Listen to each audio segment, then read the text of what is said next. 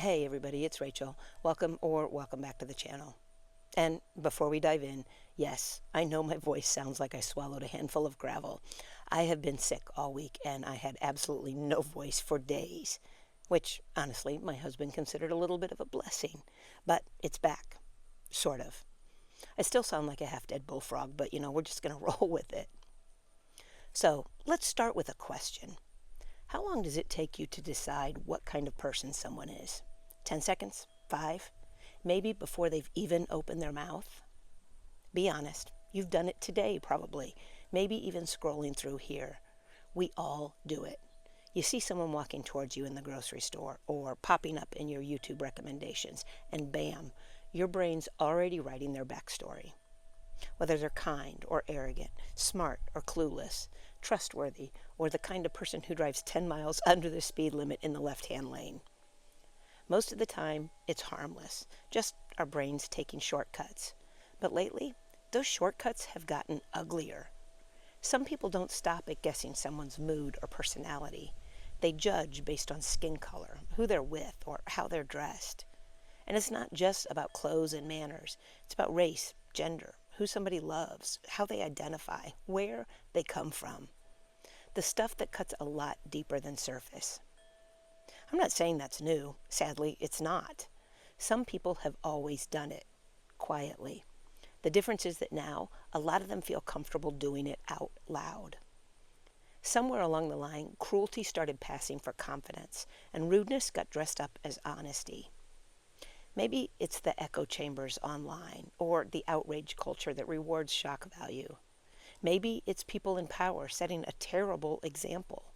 But whatever the reason, it's become acceptable. We think we know people based on surface level signals, and that's where we go wrong. That's exactly what Don't Judge a Book by its cover means in 2025, and we seem to have forgotten it. That's what makes it dangerous. We're usually wrong, but that still doesn't stop us. I think part of why I notice it is because I have been on the receiving end of those snap judgments a lot. When you are a blonde woman who, at one time, was on the chesty side, before the girl so rudely turned on me, that is, and you've got a pretty decent case of RBF, you learn pretty early on that being misread comes with the territory. The majority of the comments I get here are thoughtful, kind, and encouraging, and I appreciate that more than you know. But every once in a while, something pops up that reminds me how quick people are to assume. I have been told that I look like a total Karen. People thought I was intelligent until they realized I was just another woke liberal. And on the other side, I've had folks admit that they clicked on a video expecting a redneck hillbilly woman and were pleasantly surprised. I get it. I definitely check a few of those stereotype boxes before I even open my mouth. It is what it is. But honestly, it doesn't bother me much anymore. I know who I am. But I do think about how that kind of snap judgment lands on people who don't have the same luxury of brushing it off. Because some people pay a real price for how they look or who they are. The truth is, judgment is everywhere right now, and not the kind that comes from healthy discernment. I mean the lazy, knee-jerk kind. The kind that happens before you have even finished a sentence. And lately, it feels like that kind of judgment has turned meaner, louder. We've drifted into a world where people think it's acceptable to decide somebody's worth based on the color of their skin, who they love, what they wear, or what they believe. It's like people figured out that tearing someone else down or just ignoring them is the fastest way to feel better about yourself. And sure, both sides do it. We're all human. But let's be honest. Some people have turned that habit into a brand. It's harmful, it's dishonest, and it's cruel. Reducing a person to a stereotype is not strength. It is the easiest way to hide from your own fear and insecurity. That kind of thinking gets you labeled, boxed, and dismissed before you have even had a chance to exist as a full human being. I have a friend, smart, funny, very successful guy. I'd known him for a little over a year before he casually told me one day that he used to do drag. I think he threw it out there just to see how I would react. And as a side note, he looked absolutely amazing in the pictures he showed me.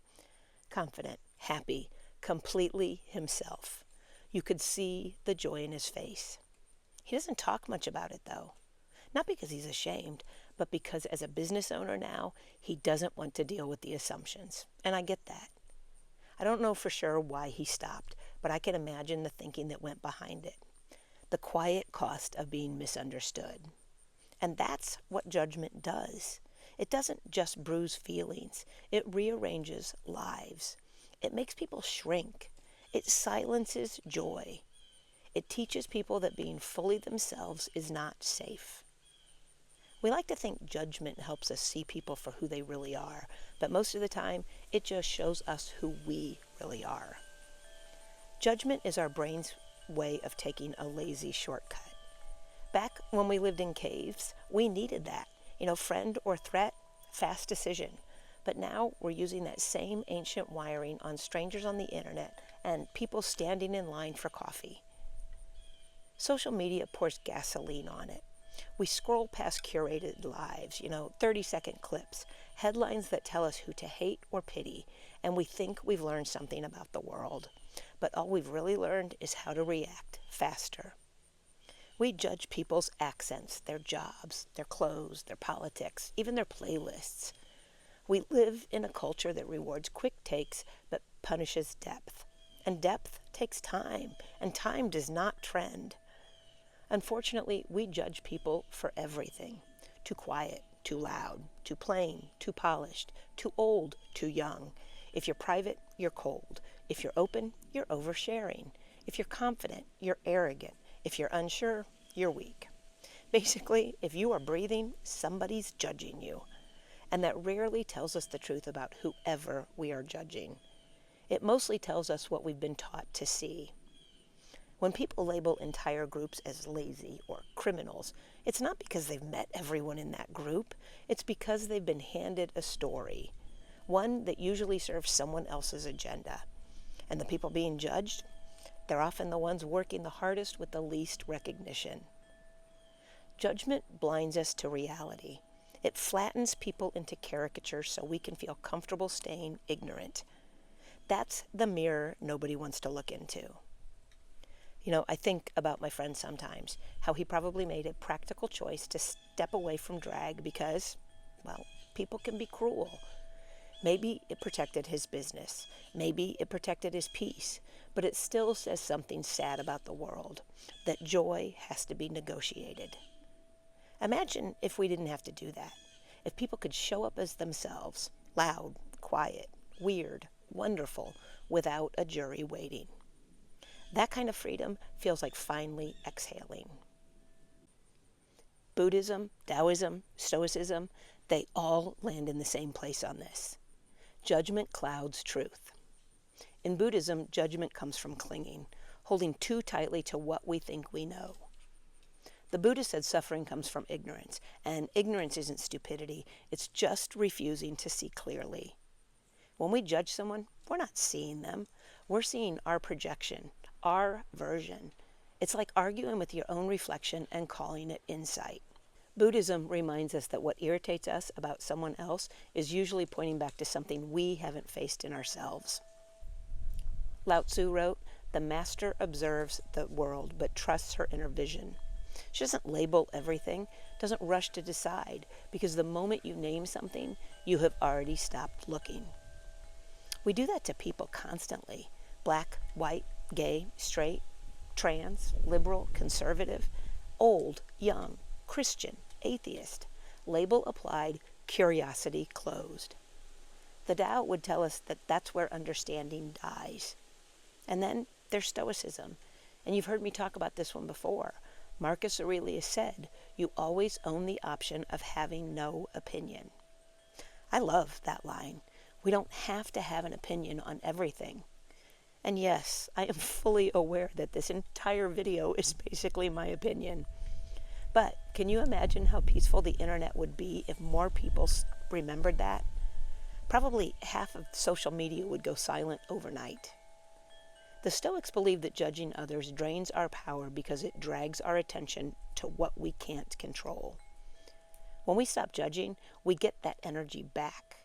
We focus on our own behavior, our own choices, the only things that actually belong to us. And I remind myself of that every single time I see the comment section lighting up. I cannot control what people assume when they see me, but I can control whether I let it piss me off or make me better at seeing through the noise. Even the Bible, and I don't quote it often, gets brought up here a lot. Usually people using it to justify their judgment of others. What's wild is how they'll quote every verse that backs up their opinions and skip right over the ones that say things like, "Judge not, lest ye be judged." It's selective morality at best, and it misses the whole point of what faith is supposed to be about. Real humility means understanding that we don't know the whole story. And maybe that's what this all comes down to. We keep forgetting that we never have the whole story. So, why does judgment stay so loud? Well, because it's useful to the people who profit from keeping us divided. Media, politics, social platforms.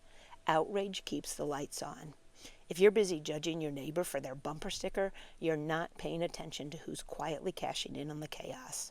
That is the real trick. If you can get people to define themselves against someone else, you can sell them anything. And man, it's working. Outrage is good business. And when we buy into that, we stop thinking for ourselves. The thing is, most people don't even realize they've fallen for it. They think they're being independent thinkers when really they're just repeating whatever headline confirmed their bias. But when you start paying attention, really paying attention, you see through it. You realize how often we've been trained to react before we even think. It's lazy, it's cheap, and it's everywhere. The alternative isn't sainthood, it's curiosity. It's just refusing to decide someone's value before you have actually met them. When you catch yourself making an assumption about anyone or anything, pause long enough to ask, what don't I know? Because 9 times out of 10, the answer is a lot. And that simple awareness can change everything. Not because it turns us into better people overnight, but because it makes us harder to manipulate it. Judgment keeps us from connection, and it also keeps us from clarity. It's like looking through dirty glass and wondering why the world looks so grim. The less we judge, the cleaner the view. And here's the thing. You will never meet a deeply content person who is obsessed with judging others. The people who do it the loudest are usually the ones trying the hardest to find themselves. So don't join them. Save your energy for something better. The world does not need more people deciding who's good or bad. It needs more people willing to look closer. You don't have to agree with everyone. You don't even have to like everyone. But you can stop wasting your energy on being wrong about people before you have even met them. Because sometimes the person you've already decided you won't like ends up being the one who changes your mind. Or at least reminds you that you don't know everything. It's the same old lesson we were taught as kids. Don't judge a book by its cover. But somewhere along the way, a lot of us forgot what that actually means. That is where growth happens. Not in judgment, but in curiosity. And if you take anything from this, maybe it's that curiosity keeps you human. And before I wrap up, I just want to mention something. I am filming this on a Friday, before the No Kings rallies happening this weekend. I can't be at one, even though I wish I could. I will be at a family wedding up in the Chicago area. But by the time this video goes up, those events will have already happened. I just hope everyone who went stayed safe and that we proved once again that we are the grown-ups in the room. The calm ones, the ones who show up without giving anyone an excuse to twist what this moment is really about. What we're seeing right now, all the judgment, the noise, the division, it's exactly why messages like this matter. We need people who can stay steady and human in the middle of all of this. So I will leave you with this question, and I would love to hear your thoughts. What is something that you have been judged for, or a time that you realize you misjudged someone else? What did it teach you? Because the more we talk about this, the harder it becomes to see anyone as just a stereotype. Thanks for watching. Be safe, and as always, take care of you, and I will see you in the next video. Bye-bye.